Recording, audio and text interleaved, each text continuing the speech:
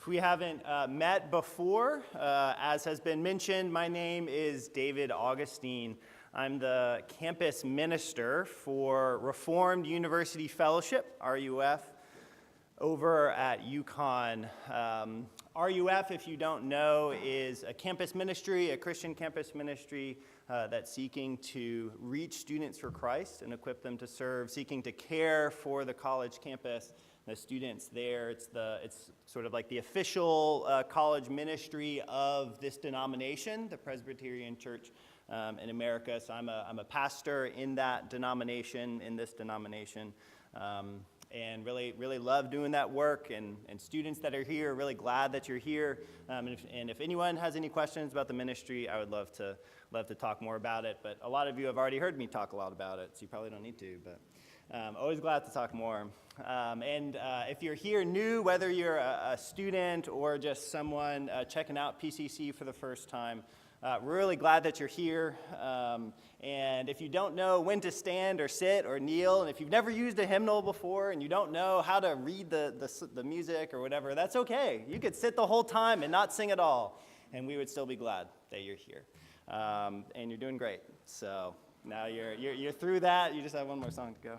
But we're grateful that you're here and excited for it. The passage that I'll be preaching from today is Ecclesiastes chapter 3. If you're finding that in the Pew Bible in front of you, that's on page 554. And if you're finding it in your own Bible and you don't know where Ecclesiastes is, if you sort of turn to the middle, you'll probably be in Psalms or Proverbs, and just turn a little bit further. And after Proverbs is Ecclesiastes.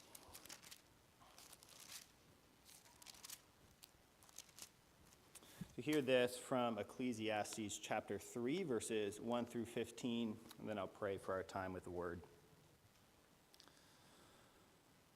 For everything there is a season, and a time for every matter under heaven, a time to be born, and a time to die, a time to plant, and a time to pluck up what is planted, a time to kill, and a time to heal, a time to break down, and a time to build up, a time to weep and a time to laugh, a time to mourn and a time to dance, a time to cast away stones and a time to gather stones together, a time to embrace and a time to refrain from embracing, a time to seek and a time to lose, a time to keep and a time to cast away, a time to tear and a time to sow, a time to keep silence and a time to speak, a time to love and a time to hate, a time for war and a time for peace. What gain has the worker from his toil? I have seen the business that God has given to the children of man to be busy with. He has made everything beautiful in its time. Also, he has put eternity into man's heart, yet so that he cannot find out what God has done from the beginning to the end. I perceive that there is nothing better for them than to be joyful and to do good as long as they live. Also that everyone should eat and drink and take pleasure in all his toil. This is God's gift to man. I perceive that whatever God does endures forever. Nothing can be added to it, nor anything taken from it. God has done it so that people fear before him. That which is already has been. That which is to be already has been, and God seeks what has been driven away. Would you join me in prayer for our time with the Word? Lord, your Word sees and knows deeper than we might even expect, even those of us who have grown up in the church or have been a part of it for a long time and have read your Word. Lord, there are still new things, still good things, still deepness and wisdom here that we do not know. So, Lord, continue to teach us, whether this is something we've read for the first time just now or have read this many times. Lord, I pray that you would teach us. Teach us more of you, more of who you are. And, Lord, I pray for myself. I pray that you would give me wise words, clarity of thought as I speak, so that you might use me, a broken vessel, to shine your glory or reflect your glory out to those here, so that after this you might be seen as more beautiful, more lovely, more true, more just, more wise than when I first started. I pray all these things in Jesus' name. Amen. When I was a kid, I loved to ask the question, what time is it? Much to my brother's annoyance sometimes, it would be like a lazy Saturday morning. We'd all be, as a family, sort of like hanging out, maybe all sort of even like laying in bed together or on a couch. And I would ask, what time is it? My brother would get annoyed, like it doesn't matter. We're just kind of like having a good time here. We don't have to be thinking about what time it is, but I always wanted to know. I always wanted to know, what time is it? I think there's probably lots of reasons why I asked that question, but I think one of the reasons I wanted to know was because I knew there were probably plans. You know, some Sundays or some Saturdays we'd go out for like a brunch, or some Saturdays we'd go to the park, or some Saturdays we just hang out at home, some Saturdays we had to do chores. So I knew that there were plans, but I didn't know what they were. I was an 8-year-old kid. I didn't know the big picture of everything going on in the house, but I knew if I asked what time it was, I could have a little bit of information. I knew, probably around 10 we'd have breakfast, and we usually did some chores right after that. So if I knew the time, I could know a little bit. But I didn't know the big picture. I didn't know everything that was going on, but I wanted at least a little piece of information. Do you ever feel that gap? That there's a big picture. There's a driving force that's going somewhere. There are things that are happening, and those things have a purpose, but you don't necessarily either know what they are, or even if you do know what they are, you don't understand them. You don't know where it's going. You don't know the ending or why those things are happening or when certain things were happening. So we feel that gap. We see that here in this passage. We'll touch on that in the second point, but that putting of eternity into a man's heart, yet not knowing what God is doing from the beginning to the end. We know there's a direction. We know there's a story and a purpose, but all we see is our moment. All we see is right now. There's a gap. And often we respond to that one of two ways. Either we try to control what time it is, like if I try to make it 10 o'clock so that we would have breakfast, or we want to try to control the outcome. I want to make my mom make me chocolate chip pancakes instead of putting buckwheat powder into the pancakes and make them healthier, like she would do from time to time. She put tofu in the pancakes once. That was bad. I want to control the time or control the outcome. But because God makes everything beautiful in its time, we follow the true time, we take joy and do good work, and we fear God. And because God has actually shown us as much as we need to know of that big picture, most centrally in the giving of the person of Jesus, we can be calm in that gap. Because we have seen how much he loves, because we can see the direction that it's going in, because of Jesus, we've seen what has been given and we know what the end is, we can be calm in that gap. But that question is still a good question. The question of what time is it is still a good question. And the first piece of that question is the sort of most obvious one.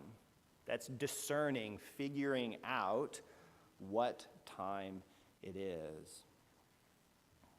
And so even though we might want to make it a certain time, we want it to be what we want it to be, rather, the author here is saying For everything there is a season and a time for every matter under the sun.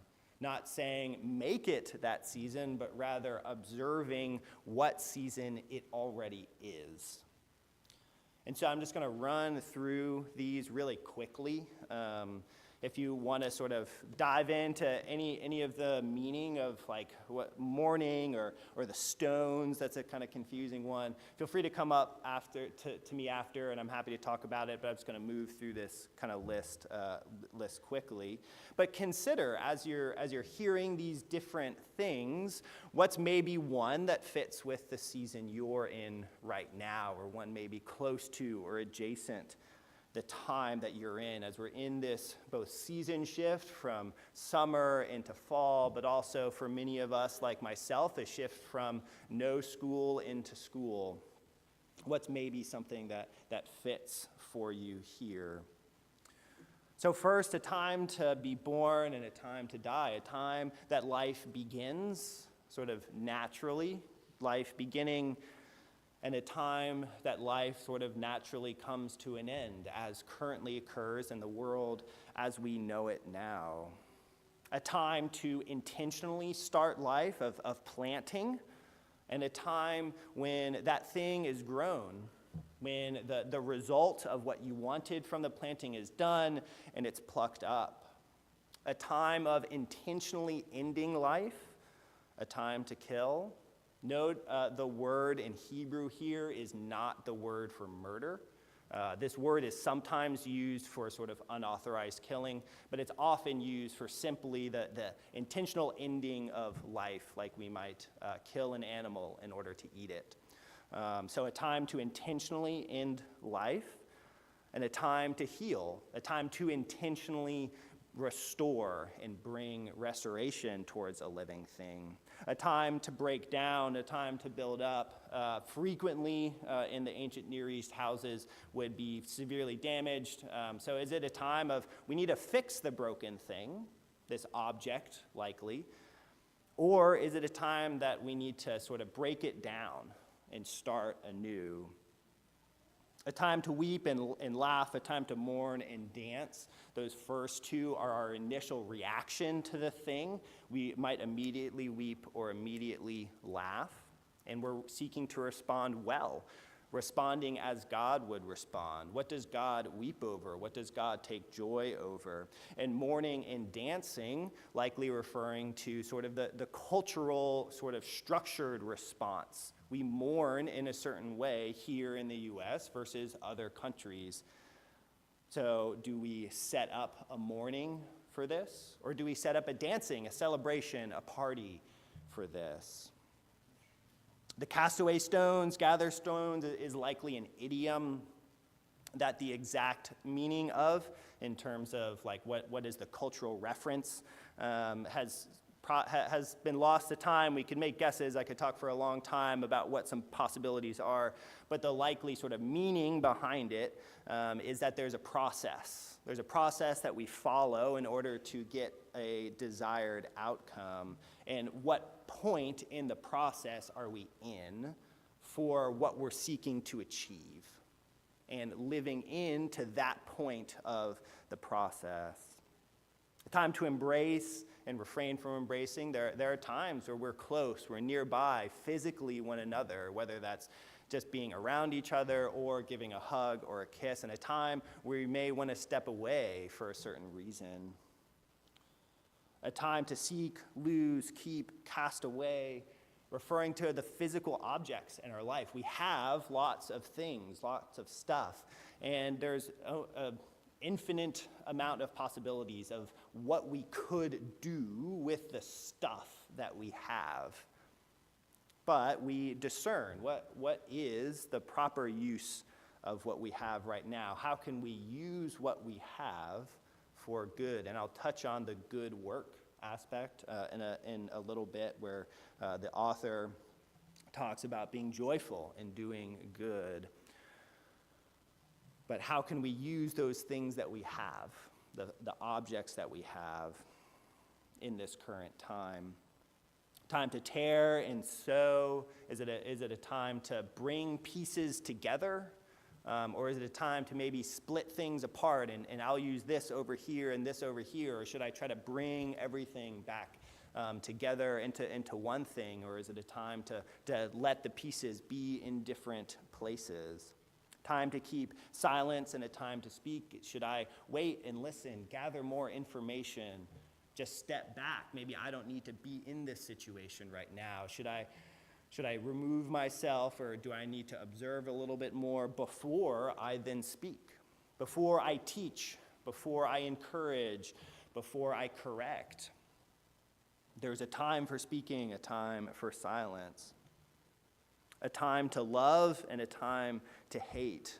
This is maybe a hard or confusing one. Shouldn't we be loving at all times? Aren't we not supposed to hate? I think the love here, I believe the love here is sort of a call to that sort of the intensity of care. If someone's in the hospital, or as we bring meals for one another, when someone has either, had a surgery recently, or recently they had a child, we love in a sort of particularly intense way in that time. So yes, we're loving at all times, but there's a time for sort of a certain intensity of care. In a similar way, there's a time for hate. That there are things that are particularly wrong, particularly wicked. If you can go and read James chapter 5, which I'll read one verse from here. Behold, the wages of the laborers who mowed your fields, which you kept back by fraud, are crying out against you, and the cries of the harvesters have reached the ears of the Lord of hosts. James here talking about the rich taking advantage of their workers by not paying them what they're due. If you can read James chapter 5 and tell me that James does not, in some sense, hate the poor being taken advantage of by the rich, I don't know what chapter you're reading. There's a time to say that's wrong, that's wicked. So there's a time for love and a time for hate. A time for war, a time to protect. When someone else is aggressing, when a country is being attacked, there's a time to go to war to protect the people. There's a time for peace. We don't need to war all the time. War, in fact, is the exception. Peace should be the norm. There's a time to lay down the weapons. And so we ask, what time is it? What time is it? Not what time do you want it to be, not what time do you want to make it, but what time is it? We want to follow the accurate time, the true time.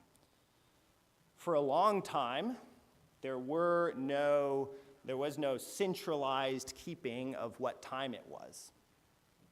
That changed with the railroad. You needed to know what time the train was going to come through your town. And the train, because it was crossing through lots of different places, there needed to be some kind of standard time.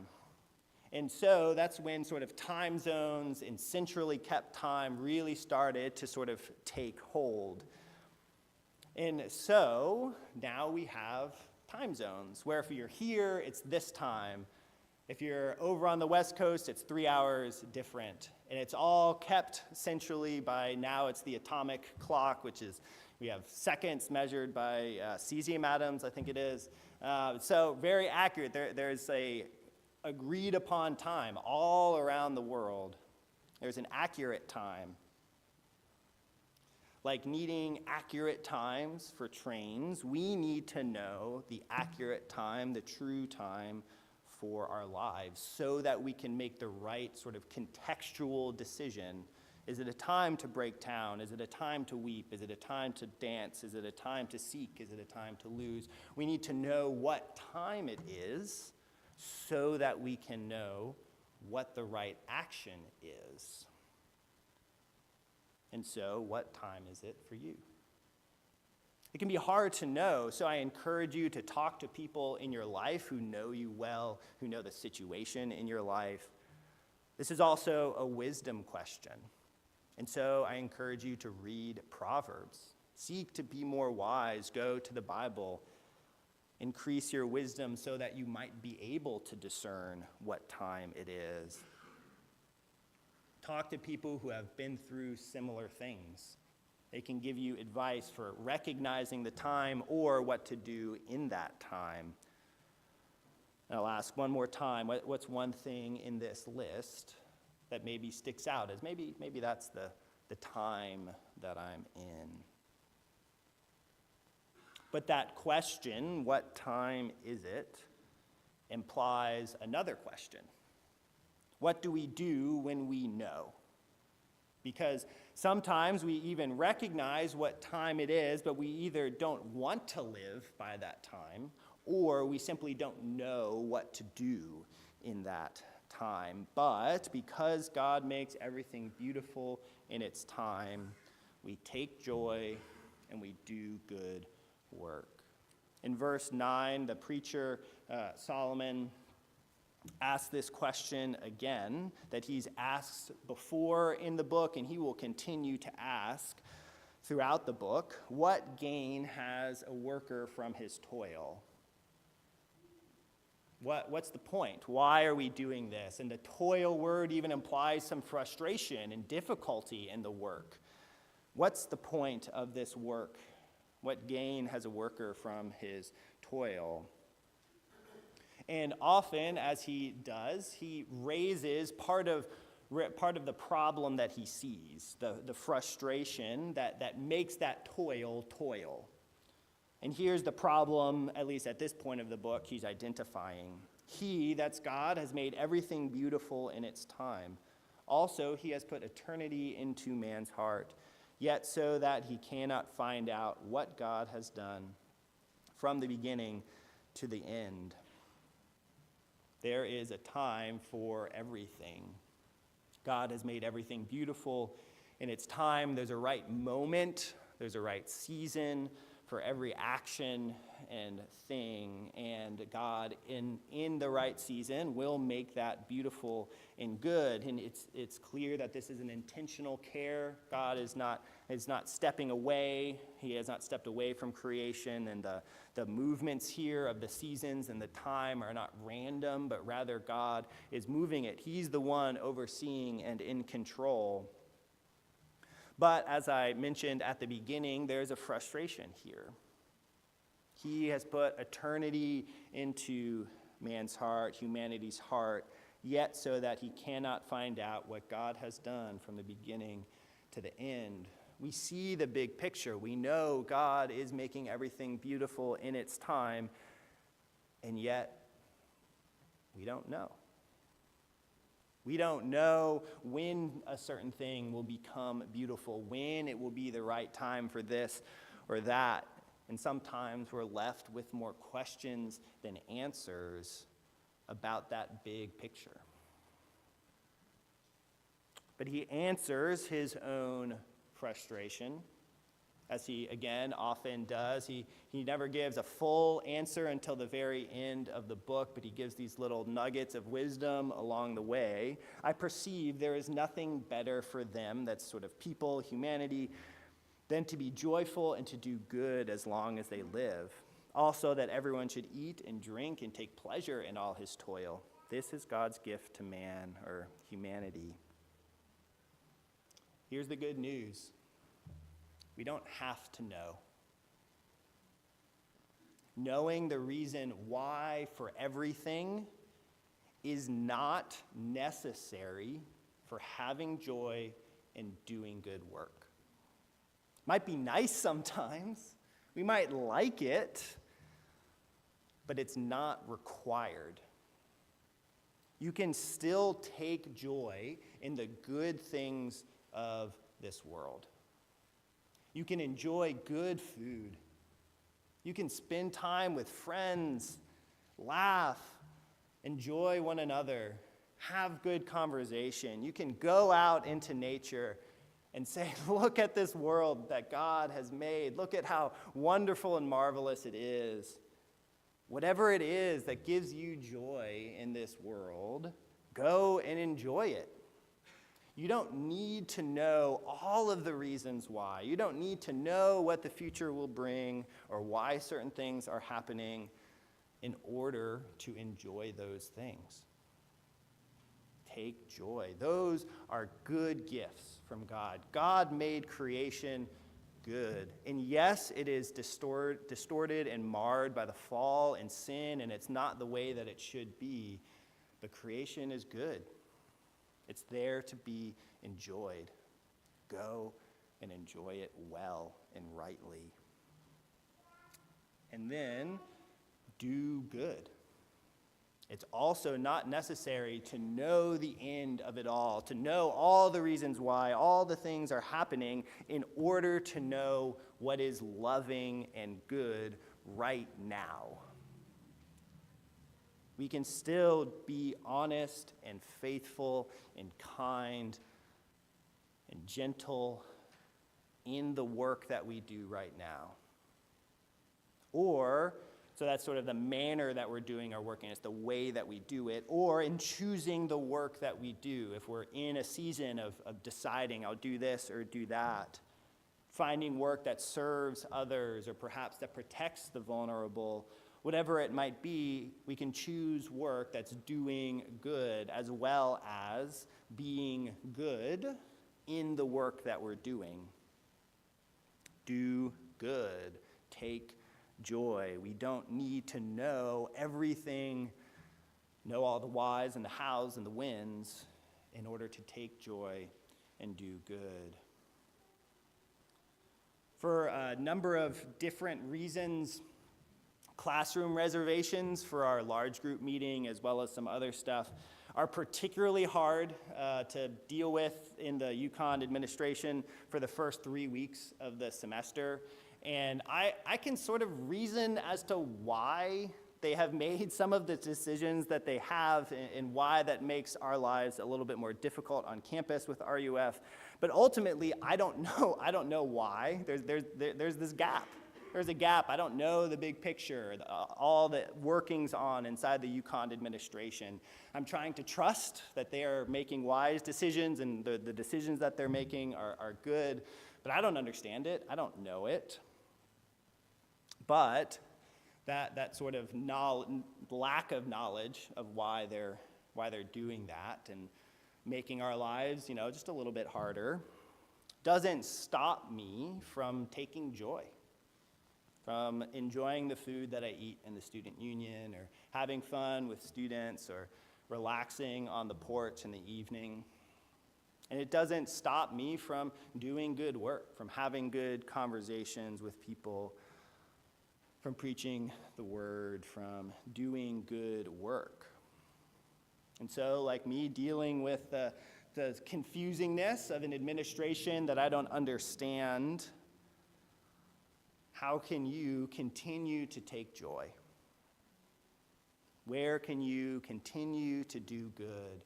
Perhaps even in a system that you don't understand, where there's a gap between why is this happening this way, why is this designed this way, or in the bigger picture of the whole world and the story of redemption, why is this happening now in my life? Why is this happening now in the world? We don't need to know the answer in order to take joy, in order to do good. But that question, what time is it, has one more hidden, implied question inside of it when we ask what time is it, which is how do we relate to the person that we're asking? And because God makes everything beautiful in its time, we fear him. This may be surprising, unexpected, perhaps. But it's there in verses 14 and 15. God's work is unchangeable. I perceive that whatever God does in this, his making everything beautiful in its time. He's doing lots of stuff to accomplish that task. I perceive that whatever God does endures forever. It's not going to change. Nothing can be added to it nor taken from it. We can't alter God's work. He is doing it. God has done it. Now, purpose statement, so that people fear before him. Again, maybe unexpected, not what we would think to read in that line. So I just want to talk briefly, what is the fear of God? Some of you have probably heard talks on this before. I'm just going to talk a little bit about it. Fear of God in the Bible is generally used in the sense of overwhelming awe and reverence. That this is the posture or attitude that we have towards God, that he is the one who is greater and in control, and we are not. He is strong and mighty and powerful, and so we relate to him in that way. That's the posture that we have towards him, overwhelming awe and reverence, a bit of who am I before you. This isn't a shivering in terror, but about seeing God as bigger and greater, more wise, infinitely more wise than ourselves. And so we relate to him as we should. We relate to him as God, the God of the whole universe. And we see that here, that he is the one ultimately determining outcomes, the one ultimately in control. But that's the opposite of what we want. I said at the beginning, I want to make the time what I want it to be, and I want to control the outcome. But he is the one making everything beautiful in its time. And that's what gives us assurance in that call to be below God, to put ourselves under him and trust him. The reason why that doesn't have to be a shivering in terror sort of fear, but rather a actually calm, awe, reverence fear, is that he's good, is that he is working to make everything beautiful in its time. And we get final assurance of that in that last, maybe a little bit vague phrase in verse 15. That which is already has been. That which is to be already has been. The author continuing to reflect on a theme that's in Ecclesiastes. There's nothing sort of new. There's nothing that's surprising God, or that there's a continuousness of how humanity lives and acts. But then he says, and God seeks what has been driven away. What has been driven away, but what was lost by the fall. That this frustration that we experience, this frustration of this world isn't the way it should be. I'm not as close to God. I experience pain and suffering. The goodness, the closeness has been driven away. The not the way it should be-ness of the world. And God is seeking to bring back into order what we as humanity have shattered. He is working to bring blessing and goodness, ultimately working to bring everything to beauty. And we see that in the person of Jesus, promised all the way back then, when the fall happened. I will crush the head of the serpent. And then finally he came, bringing salvation that we might be brought in, as we have seen this morning, beautiful and good, and yet the work still is not done. We still experience the frustration and the pain of the world that we live in, sometimes even doing it to ourselves. And so we're waiting for that final restoration. that we know will come because he's already fulfilled it in part in giving the person of Jesus and his sacrifice on the cross, and promised that he would come again. He is seeking what has been driven away. And so we can have calm knowing that he will make everything beautiful in its time. And so we seek to discern, what's the true time? What time is it right now? We do good and take joy, and we relate to God well. We fear him with awe and reverence. Would you pray with me?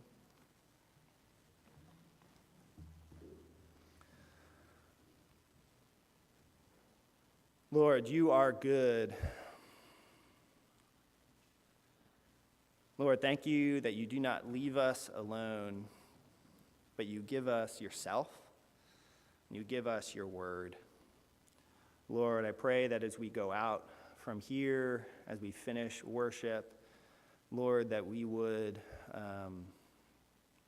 smell like you, like Jesus, have the fragrance of your love and your goodness as we go out, that we would love one another here well, and that as we go out into our week, we would love those around us well, all resting in what you have done for us. For all these things in Jesus' name, amen.